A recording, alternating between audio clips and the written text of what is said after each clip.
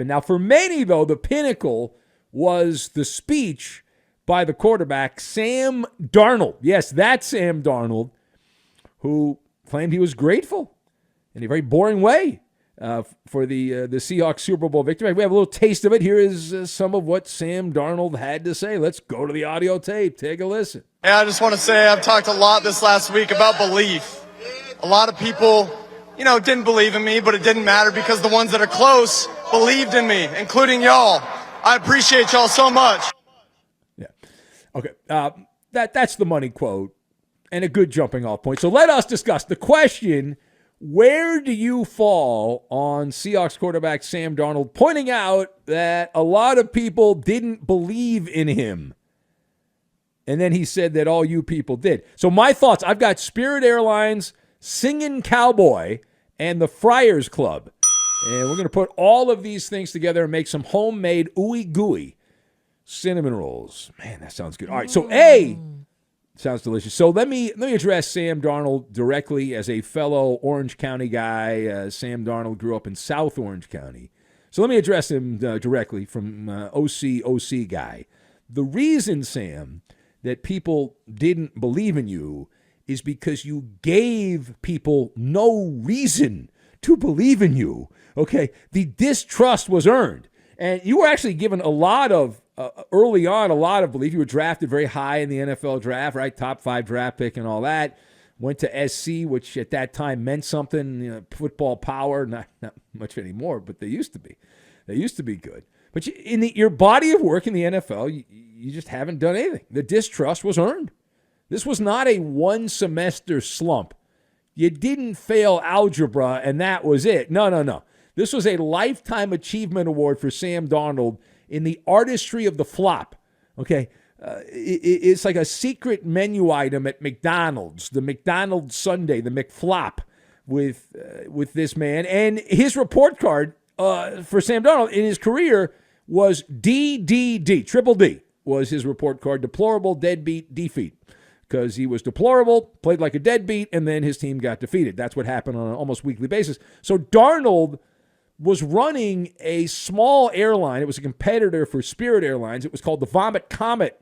And come fly the barfy skies. And that's how it went. And people are trying now. And this is always thing that I don't quite grasp it. It happens quite a bit. I still don't quite understand it. Why some people are trying to rewrite history like Sam Darnold was some kind of misunderstood genius as a quarterback, and he was being held back by the man. What are we doing?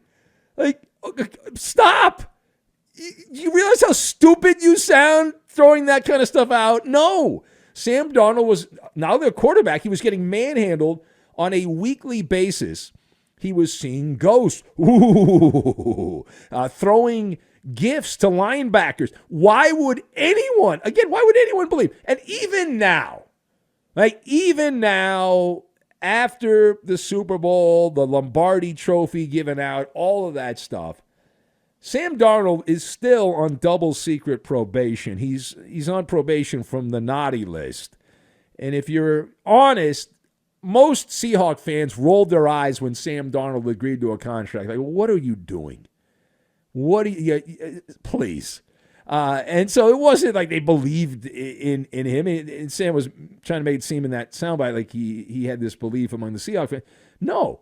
Even the front office likely didn't believe in Sam Darnold. Let's be completely transparent here.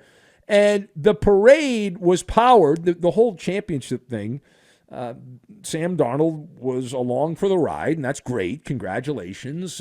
Game manager Sam Darnold, although he really wasn't this year in many ways. But if you look at the formula for Seattle, they won with their defense, and then the phantom 2-point play, the zebra guardian angels of the NFL, helping Seattle get home field advantage throughout the playoffs because they just handed 2 points to Seattle they did not earn against the Rams in one of the most corrupt calls that has gone unlooked by many, but not on this show. We're not part of the mainstream. We're not trying to suck the toes of the NFL, so we can point out how ridiculous that was in Week 16. Now, Sam Darnold, he's one of now 34 quarterbacks, I am told, that have won the Super Bowl. There have been some that have won a bunch, like Tom Brady, but there were 34 individual starting quarterbacks that have won a Super Bowl.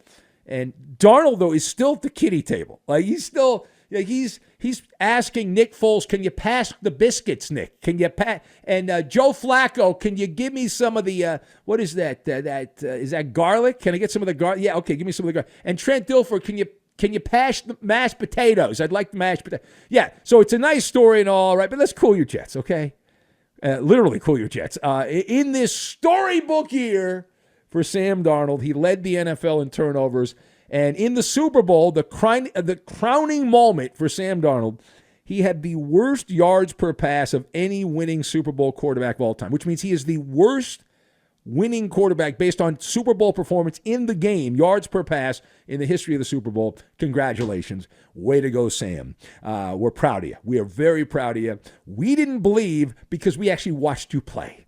Okay? All right, now, page 2. Among the other highlights from the parade that I saw, we saw the Super Bowl MVP, Kenneth Walker, who it would appear tried to negotiate a new contract with the general manager, John Schneider, at the parade. Now, Schneider, it's hard to know if he'll remember any of this, but he was feeling no pain, the general manager of the Seahawks, and he said, talking about Kenneth Walker, he tried negotiating with me 5 minutes ago. It was really weird. Yeah. So Walker, who is going to be a free agent, barring some kind of intervention by the Seahawks, like a franchise tag or something like that, which seems pretty outrageous. So Kenneth Walker is said to be a free agent. And the question is, how do you grade Kenneth Walker attempting to get a new Seahawks contract, it appears, during the Seattle Championship Parade?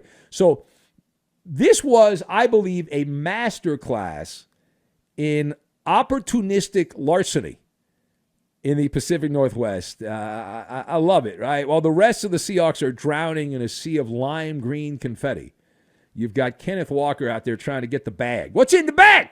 Money, money, money. Walker, in my head, he looked at the GM, John Schneider of the Seahawks, a man clearly enjoying the victory spirits, if you know what I mean. A man whose guard is, well, he wasn't just down. It was in the witness protection program. And then Kenneth Walker, like he saw daylight in the B gap, he just went for the B gap. And it reminded me of one of my favorite stories. I've been in radio a long time. One of my favorite stories when I first got into radio. And when I got into LA radio, I was told this by multiple people. There was a person, you don't know who this is, unless you're old. This person named Gene Autry. He was a very famous man in American country music. Gene Autry owned the California Angels. And everyone said, oh, the greatest guy in the world. And Gene Autry is the star of this little story. Back in the golden age of radio, when you could make a lot of money owning radio stations, and Gene Autry was known as the singing cowboy. Right? That was his shtick. He was the singing cowboy, and he owned a couple of big radio stations. He owned some stations in Seattle, in L.A., and he would throw these massive, massive Christmas parties. And he would get a little bit of that holiday cheer.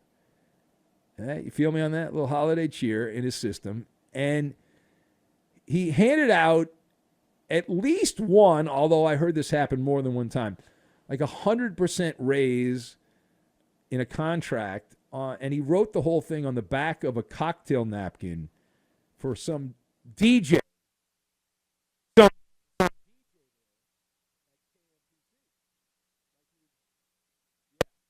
Gremlins already, Ben? 11:14. Oh no. All right. Well, so anyway, to finish the tale here. So Gene Autry was on the back of a cocktail napkin. He wrote for one of his DJs at this KMPC, like he was Bad Santa, this lifetime contract, and he actually honored it. He actually honored the contract.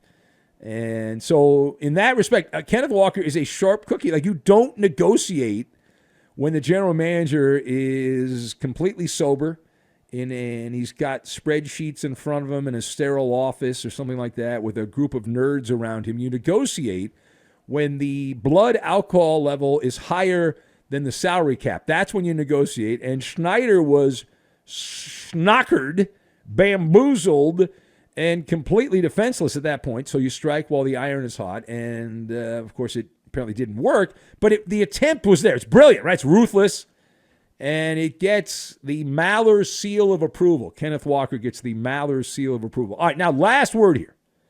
So you got the Seahawks head coach Mike McDonald, who took shots at a comedian during the parade. This also happened at the Seahawks championship parade. The comedian Drewski, he got some strays. He got some shrapnel here.